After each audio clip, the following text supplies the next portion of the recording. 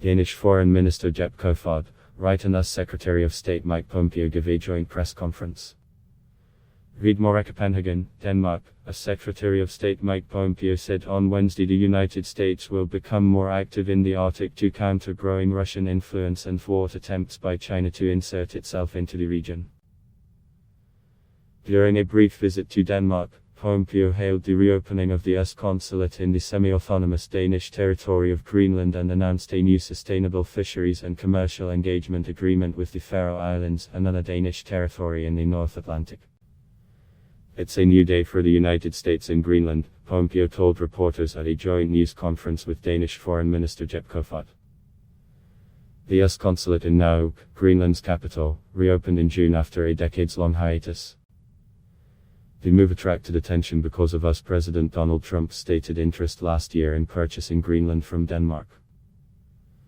Kofod said the idea of the US buying Greenland, which was roundly rejected and ridiculed by both Greenlandic and Danish officials, was not raised during his talks with Pompeo on Wednesday.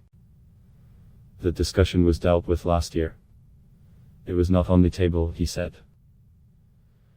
Dennis Avrana, the Faroe Islands Minister for Culture and Foreign Affairs, told Danish media ahead of Kofod's meeting with Pompeo that he was keen to discuss what role Washington sees the North Atlantic archipelago playing in the Arctic. He also wondered about the possibility of a free trade agreement between the United States and the Faroe Islands, an autonomous Danish territory with some inhabitants that is located north of Scotland between Iceland and Norway. Avrana told Danish broadcaster TV he was concerned the Arctic could become a battleground for the US and other major global powers, including Russia and China.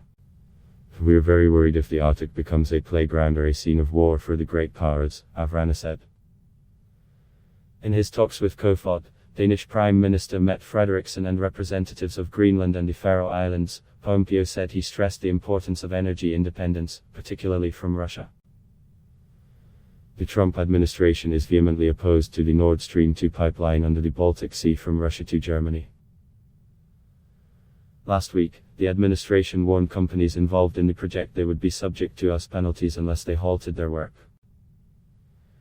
Denmark's environmental agency, which had been holding up construction of the last portion of the pipeline, dropped its opposition in October, prompting the US to step up its efforts to stop the project. The kilometer, 750-mile, pipeline also is opposed by Eastern European countries that say it will increase Europe's dependence on Russia for energy.